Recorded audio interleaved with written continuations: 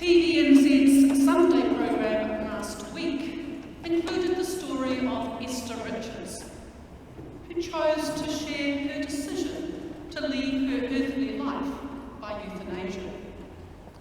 She was one of the 67 New Zealanders who had exercised their right to choose how to die since the law came into effect. Now, I acknowledge that many of us may have differing views regarding the right to die legislation.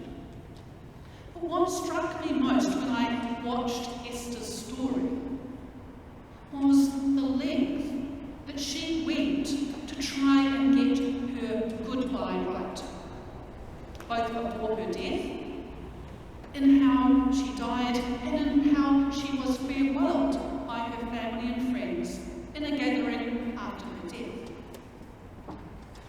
Now, starkly contrasting Esther's experience was the death of Palestinian-American journalist Shireen Abu Akleh. Not only was she shot while wearing a press body armour and a helmet, as mourners tried to carry her casket from the hospital compound, they were hit by Israeli police.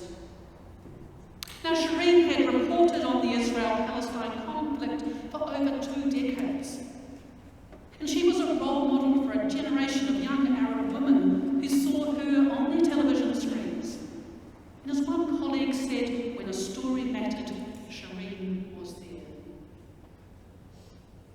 And so as I reflected on Esther and Shireen's deaths, I could not help but think about the Gospel reading for today, this continuing passage from John's Gospel, which is a part of Jesus' farewell discourse. Today is the last Sunday before Ascension Day on Thursday, and Pentecost the Sunday after next. And in preparation for leaving his disciples forever, Jesus tells of the Spirit, the Helper, coming to them after he leaves. The Comforter will come and meet the disciples in their place of confusion, fear, in the midst of an uncertain future. Farewells are important. If they are done well, then those farewelled and those doing the farewelling are able to move on with their journey, wherever that journey takes them. When farewells are as the result of violence, and violence interrupts the farewelling, the result may well be anger, fear, even more violence.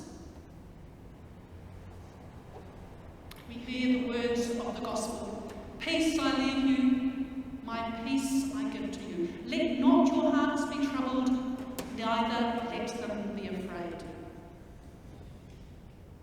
And it's right that we pray for peace in the hearts of those mourning from the death of loved ones. That we pray for peace in the Middle East, peace in Ukraine, peace in places of conflict. However, peace may not come in a passive way. One of the things I love about this Gospel passage and the 2 verses that follow on from what we heard read today is that after the talk of the Helper, the Spirit who brings peace, Jesus doesn't end with an invite to stay and reflect and remain in a cosy, comfortable place. The passage we heard is followed on by the words, "Get up, let's go from here." A call for movement, action, perhaps even leaving one place and going to another.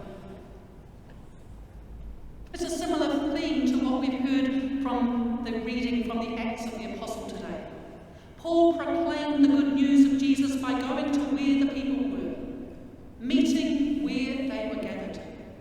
We're told that Paul on the Sabbath went outside the city hall by the river where people were gathered, supposing it to be a place of prayer.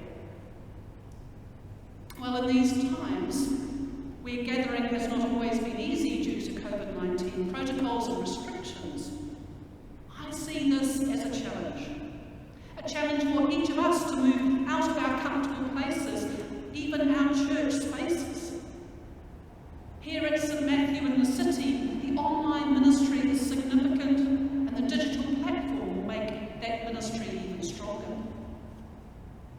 The gardens, the compost hub, are practical signs the church moving beyond the building, as well as addressing some of the issues around the climate crisis. And likewise, the ongoing relationship with Auckland City Mission, Te Tapuhi Atawhai, home ground. Learning what it means to be good neighbours, thinking about and acting on how our lives interact with all who come to this greater precinct, a place where they come because of food poverty, or loneliness, or a health need, or addiction. In our rapidly changing world, in a world which seems to value spirituality more than religious affiliation, we have no alternative but to keep exploring ways to live out our faith. Live out our faith beyond the restrictions of religious buildings and religious institutions. Paul did not limit who would hear the teaching of Jesus. So during these last great 50 days of the season of Easter, we continue to explore what it means to be an Easter people, a people of faith. We continue to explore the characters whose lives are recorded in the Acts of the Apostles. Today we heard of Lydia, a devout woman, a woman of wealth, a woman who was in business. Paul, because he was following his visions, was open to connecting and sharing the good news, sharing his story. And I take it as a challenge. Who are the people I would feel least inclined to want to talk about my faith, my life, my journey with? Or perhaps someone who was homophobic, or a right extremist. For it's easy for us to become siloed amongst like-minded people, both in our real life and in our online connections. And as we hear this gospel story, as we continue in the season of Easter, all people, regardless of societal limitations or our own preconceptions or even prejudices, are made in the image of God, are loved by God. And so the key for each one of us is to be, as Paul was, open to the Spirit's leading, to be prepared to move out of our comfortable spaces, our comfortable places, as we live out and share our faith. Jesus' farewell discourse tells of his leaving, the Spirit coming, and yet it's not asking us to live in a faith that only looks to the future, to some time ahead, when the world will be a better place, peace will prevail.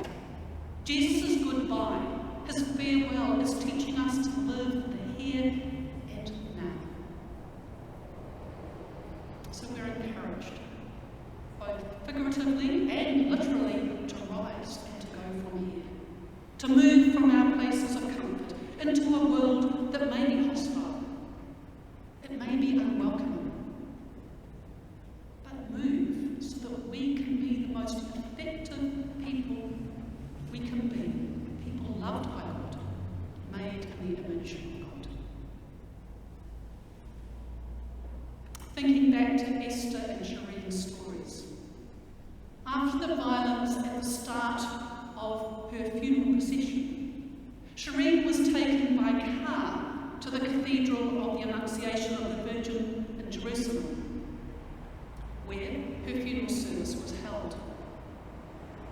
I want to finish with an account of what happened after the service, when Shireen was carried to her final resting place in Mount Zion Cemetery. And I quote, "A cross of flowers, carried in front of the coffin by Muslim and Christian crowds, also finally got to the graveyard. Then, in an extraordinary moment, representatives from the Christian denominations in Jerusalem rang church bells in tandem for the first time in the ancient city's history. They rang for more than 30 minutes, mingled with the Islamic religious chant of Allah Akbar, God